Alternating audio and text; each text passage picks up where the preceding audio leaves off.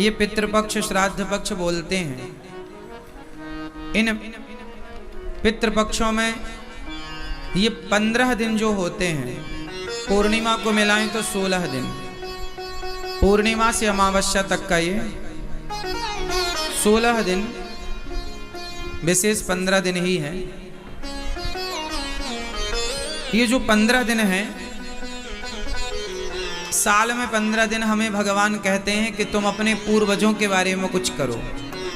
अब ये पितृपक्ष क्या है, ये पितृलोक क्या है, ये पितर कौन है, बहुत लोगों को कन्फ्यूजन होती है।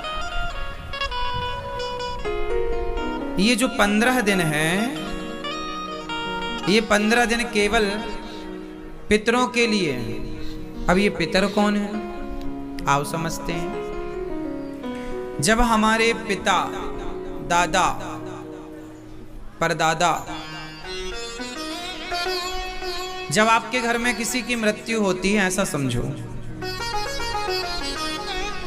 तो यदि उस व्यक्ति ने पुण्य किया है, जिसकी मृत्यु हुई है, यदि उसने पूरा पुण्य किया है तो उसका तो हो जाता है मोक्ष। यदि वो मोक्ष का अधिकारी है तो मोक्ष हो गया। स्वर्ग का अधिकारी है, ज्यादा पुण्यात्मा है तो स्वर्ग चला गया, स्वर्ग चला गया या मोक्ष हो गया, जन्म मृत्यु से खत्म, छुट्टी। परंतु कुछ लोग ऐसे होते हैं जिन्होंने बहुत अच्छे पुण्य नहीं किए होते, या तो उतने पुण्य नहीं किए होते जितने से मोक्ष और मुक्ति मिल जाए। तो जब वो लोग मरते हैं तो यमराज जी हिसाब करते समय कहते हैं कि आपके पुण्य तो हैं, पर उतने पुण्य नहीं कि आपको स्वर्ग मिल जाए या मोक्ष हो जाए। तो वो जीवात्मा बोलता है कि हे यमराज, अब मैं क्या करूं? तो बोले आप तब तक पितृलोक में जाओ। पितृलोक जैसे स्वर्ग लोक है, ब्रह्मलोक है, सत्यलोक है, ऐसे ही पितृलोक है। ऐसे ही कौन सा लोक है? पितृलोक में आपके उस सज्जन को जो अभी यहां से मृत हुए हैं, उनको भेज दिया जाता है, जाओ पितृलोक जाओ। अब वो पितृलोक चले जाते हैं, वहां क्या करते हैं? बोले वो वहां इंतजार करते हैं। यमराज जी ने कहा पितृलोक चले जाओ, और तुम्हारे जब बच्चे वंश में, तुम्हारा बेटा पोता जब तुम्हारे नाम से कोई भी पुण्य करेगा तो उस पुण्य को तुम्हारे इस पुण्य के साथ प्लस कर दिया जाएगा। माना कि किसी को पास होने में 2 नंबर कम रहे, तो यहां मास्टर जी ग्रेस लगा देते हैं अपनी तरफ से, कृपांक जिसे कहते हैं, पर वहां ग्रेस लगता नहीं है, वहां नंबर कम है आपके, तो वेटिंग, आप पितृलोक में जाइए, वहां सब व्यवस्थाएं हैं। अब आप जब आपके बच्चे, जब जैसे आप लोग यहाँ भागवत जी की पोथी पाठ करा रहे हैं, आप लोग यहाँ भागवत सुनने आए हैं, आपने उनके नाम से अन्नदान किया, संतों को भोजन बंटवाया, गौदान किया, गाय की सेवा की, भागवत जी की पोथी पाठ कराई, ये सारा पुण्य उनके, आपके पिता हो या आपका बेटा हो या पत्नी हो या पति हो या कोई भी हो, समाज परिवार में जो भी एक्सपायर हो चुका है, आपके द्वारा किया गया पुण्य उसके पुण्य से जुड़कर प्लस होगा। और यदि पुण्य प्लस हो गया तो उसे उस पितृलोक से निकालकर स्वर्ग लोक भेज दिया जाएगा। और ज्यादा पुण्य कर लिया आपने उनके नाम से, कोई बेटा ज्यादा पुण्य कर ले तो स्वर्ग ना जाकर वो मोक्ष के अधिकारी हो जाते हैं, वो भगवत धाम के अधिकारी हो जाते हैं। तो हम जो पुण्य करते हैं, तो पितृलोक कहते हैं कि जो ये 15 दिन है पितरपक्ष, इन 15 दिनों में जो पितृलोक हैं, पितर हैं हम सबके, वो पृथ्वी के पास होते हैं, मतलब पृथ्वी लोक के पास होते हैं, इसलिए कि आप हमारे लिए कुछ करें, हम उसे ग्रहण करें और हम इस पितृलोक से मुक्त होकर भगवत धाम या मोक्ष के अधिकारी बन जाएं। अच्छा, ये तो हुआ वो लोग जो अपने परिवार में पूर्वजों के लिए कुछ कुछ करते हैं। कुछ लोग हैं जो कुछ भी नहीं करते, जैसे बहुत सारे बच्चे अपने बाप के लिए, कुछ लोग तो आज इतने इंटेलिजेंट हैं, पढ़े लिखे हैं कि वो मरे हुए बाप की तेरही भी नहीं करते। बड़े बड़े शहरों में तेरही भी नहीं होती, पता है आप लोगों को? बड़े बड़े लोगों के यहाँ तेरहवीं भी नहीं होती, मतलब 13 ब्राह्मण भी मरे आदमी के नाम से नहीं खाता। जबकि गांव में आज भी ये परंपराएं हैं कि कोई मर जाए तो उनके नाम से 13 दिन बाद तेरही होती है, और तेरही के दिन सिर्फ 13 ब्राह्मण नहीं, उनकी जो सामर्थ्य होती है उसके अनुसार पूरा गांव, पूरा समाज, और केवल गांव समाज नहीं, कितनी बढ़िया साइंटिफिक व्यवस्था रही हमारी।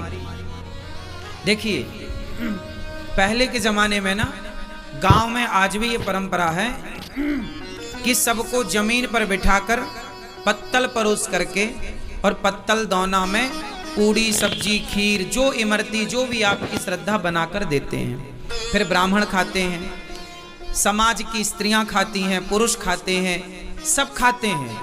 गांव का जो बिल्कुल गरीब से गरीब आदमी है और अमीर से प्रत्येक आदमी उस आदमी के नाम से खाता है।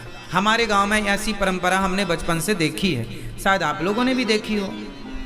समाज जिसे कहते हैं झारा निमंत्रण, झारा मतलब पूरा गांव, गांव में किसी के घर चूल्हा नहीं जलेगा, सब झारा बोलते हैं, समझते हैं? तो सारा खाते हैं। तो पहले के जमाने में क्या होता था, पत्तल होती थी, पत्तल में परोसा जाए, फिर वो पत्तल क्या है लोग गांव के बाहर फेंकते थे।